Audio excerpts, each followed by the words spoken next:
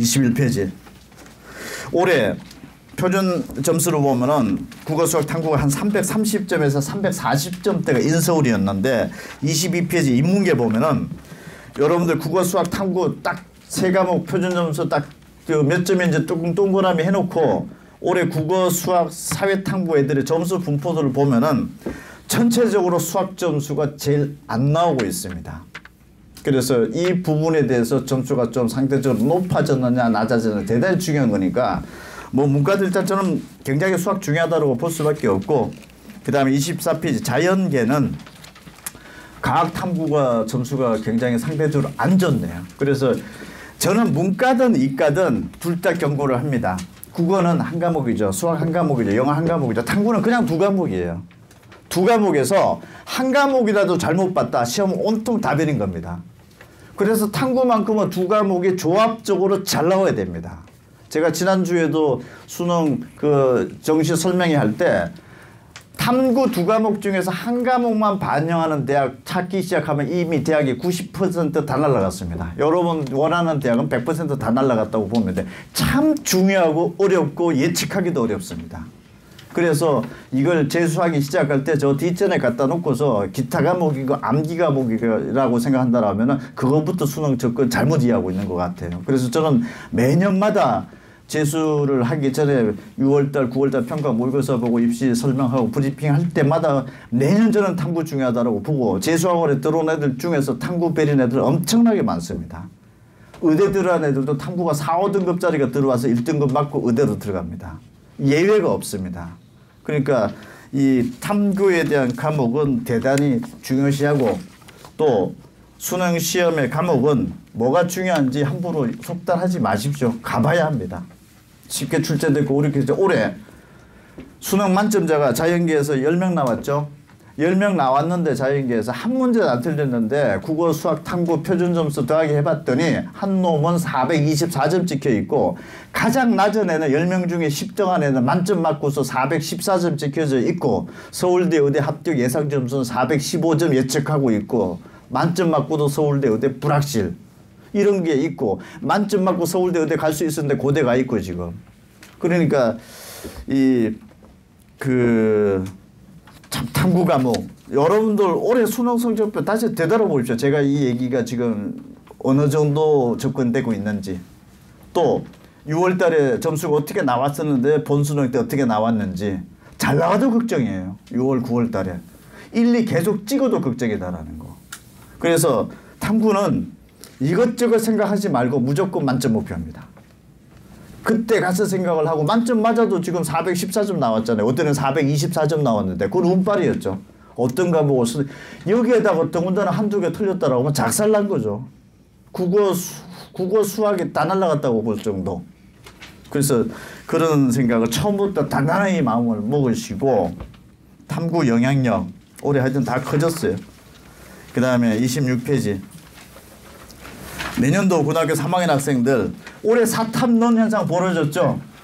그래서 올해 고등학교 2학년 학생들이 4번 모의고사 봤더니 내년도 고3 올라가는 애들이 한금 내지대로 한 5만 명 많아요, 애들이. 그래서 사탐과 가탐을 제가 4번의 모의고사를 올해 뜯어봤더니 사탐의 그 전년도 증감 비율이 어떻습니까? 가탐보다 월등히 높게 나오고 있습니다. 이미 사탐론으로 다 갈아타 있네요. 이 애들이 현재. 여러분들도 성적표 한번 갖다 놓고 이제 판단 받아봐야 됩니다. 이게 나을지. 저쪽에서 3, 4, 5등급 계속 찍을 바에는 차라리 저쪽에서 1, 2등급 찍고 남는 시간을 다른 과목에 더 투자하고, 이런 전략 때문에 사탐론이라 벌어지는데 어쨌든 내년도 더 커집니다. 왜? 고2 때 이미 다 이렇게 갈아타버리고 있는 상황입니다. 자격도 훨씬 더 많은 상황이고. 27페이지. 변환 표준 점수. 변환 표준 점수 탐구 들어보셨잖아요. 저희 설명회 때 제가 누차 말씀드리는 건데, 여러분 예측을 못하는 거예요. 이거는 무조건 중요하다고 생각하지만 탐구는 좀 진짜 중요하다고 봐요. 왜? 이거는 한 과목 잘 봐서 될 일이 아니라 두 과목 다 잘 봐야 되기 때문에. 그리고 대학에서 채점 결과가 나오고 난 다음에 변환 표준 점수를 발표하죠. 연세대학교 올해 발표한 거 보니까 왼쪽 오른쪽 보면 어쨌든 탐구의 점수가 높아졌어요. 조금씩이라도 100분위 때별로. 탐구 중요해졌다는 얘기예요. 올해 연세대학교. 그 다음에 28페이지. 내년도 3월 달이 되면은 교육청 모의고사가 3학년 애들이 시험 보는데 여러분 3학년 겪어봤죠? 그때 어떤 경험을 해봤습니까? 통합수능 스타일의 시험의 첫 시험이죠. 그게. 오남매체 합법과 작문 갈아탔고 미적분 뭐 기하 확률과 통계 갈아탔죠. 그럼 내년도 3월 달 되면은 내년도 세판되는 고3 학생들이 미적분 또는 오남매체 합법과 작문에 얼마만큼 애들이 똑똑한 애들이 모여져 있느냐라는 것은 굉장히 중요한 상황판입니다. 그래서 그 판은 재수생할 때 우리도 그 시험을 봐가지고 풀어보게 합니다. 네가 고3 애들이랑 견주를 해보면은 올해 상황판에서는 이러하다라고. 그것도 굉장히 중요한 지표입니다. 그래서 3월달 교육청 모의고사 거는 보통 분석도 안 하는데 종합에서 굉장히 많이 분석합니다. 올해 오남 매체를 어떻게 돼 있고 가탐에서 사탐에서 어떻게 돼 있고 등등등. 그래서 이미 이제 한 2달밖에 안 남았습니다. 3월달부터 이미 시작이 되고 있는 상황이고 1년 스케줄. 그런데 어쨌든 6월 평가 모의고사 전에 재수는 성부를 걸어야 됩니다. 무조건 걸어야 됩니다. 그 뒤로부터는 쫓깁니다. 고3 때 겪어보셨죠? 그래서 6월 달에 성적이 좀 잘 나오면은 표정이 밝게 자신감 있게 막판 가는 거는 상식적이잖아요. 여러분 재수라고 하는 게 1년이라고 생각하지 말고 1월 달부터 딱 5개월로 생각하십시오. 그 다음부터는 기분이 좋고 행복해집니다. 가면 갈수록. 그렇지 않으면은 굉장히 그 디프레션이 큽니다. 그 상황 그 이후에도. 재수의 부담이 상당히 크다라고 봐야 되죠. 심리적인 부담 자체도. 여러분들의 재수의 성공은 다슬나무다라고 조금은 지금쯤에서 조바심을 하십시오. 지금쯤 상태에서는. 29페이지. 이런 종합적인 상황을 가지고서 저는 국내 최고 학원의 대표랑 제가 좀 친합니다. 그래서 저희랑 같이 올해 뭘 같이 해보자고 저랑 의기투합을 한 게 하나 있는데 바로 공동판을 한번 만들어 보자. 그래서 솔직히 재수학원에 1, 2등급 애들만이 다 있는 게 아니지 않느냐. 대부분 애들이 4, 5, 6등급 찍고 중경외시 못 가고 하는 애들이 대부분이지 않느냐. 맞다라고 얘기를 해요, 다들. 그래서 당연히 최고 가지고 있는 뭐 모의고사도 있고 뭐가 서바이벌도 있고 애들은 그 서바이벌 보려고 하도 그게 중요한 게 아니라 기본적인 컨디션을 올려놓고 그걸 봐줘야 되는데 무턱대고 저거 아니면 안 된다는 생각을 잘못 가지고 있다 지금. 그 점에 대해서 동의를 좀 했고요, 저랑. 그 종로 이런 반을 같이 이름도 만들었습니다. 그 엑셀반이라 해서.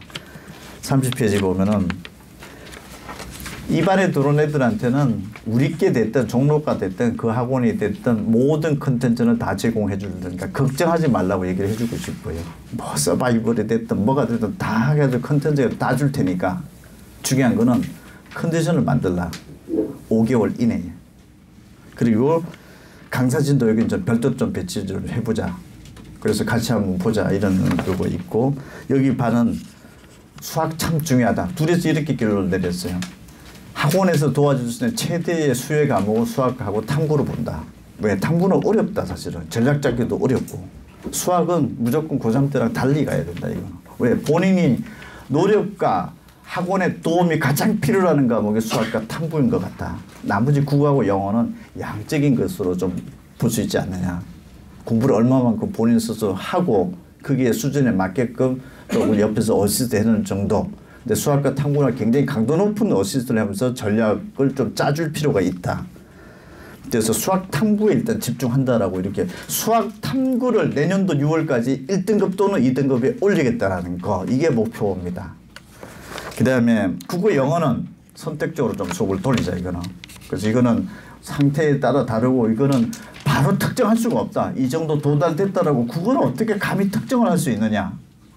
그런 부분들. 그래서 이거는 본인의 노력이 상당히 수반돼야 되는 거니까 이건 본인의 어떤 노력 정도와 어떤 그런 개인의 어떤 심리 이런 부분들에 조금은 룸을 주자. 이런 거고 나머지 부분들은 기술적으로 도와줘야 된다.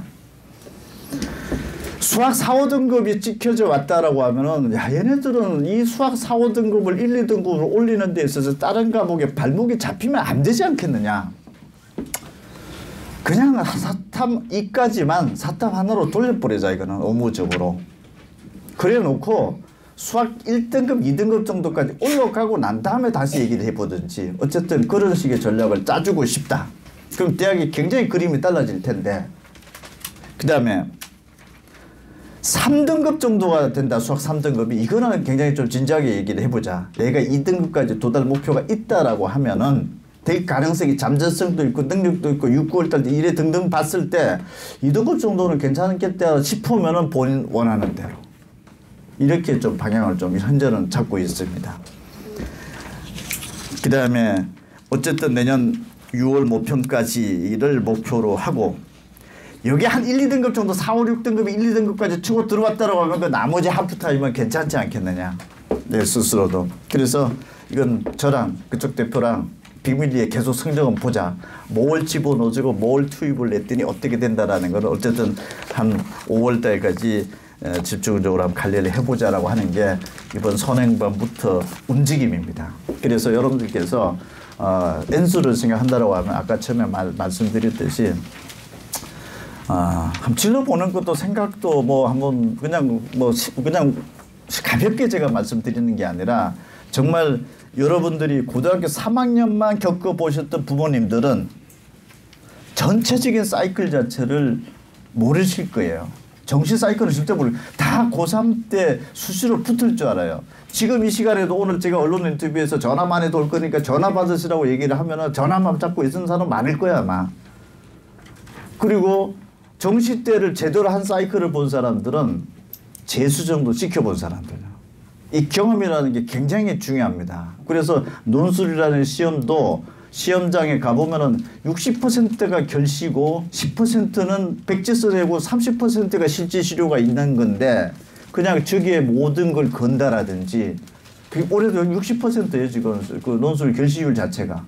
그때 시간과 돈이 엄청나게 또 허비가 되고 잘못된 그런 또 전략을 가지고 가기도 하고 그렇죠. 그래서 재수나 한 3수까지 시켜보신 분들은 이 사이클을 아마 정확하게 알고 계실 겁니다. 그래서 이거는 진짜 재수는 한 3등급만 찍었어도 사실 연서울대가 충분히 갈 수 있었었는데 4, 5, 6이 찍힌 애들이 거의 대부분이라고 봐야 됩니다. 대부분이라고 봐야 되고 저걸 1, 2등급으로 끌어올리는 게 재수의 진정한 그 의미입니다.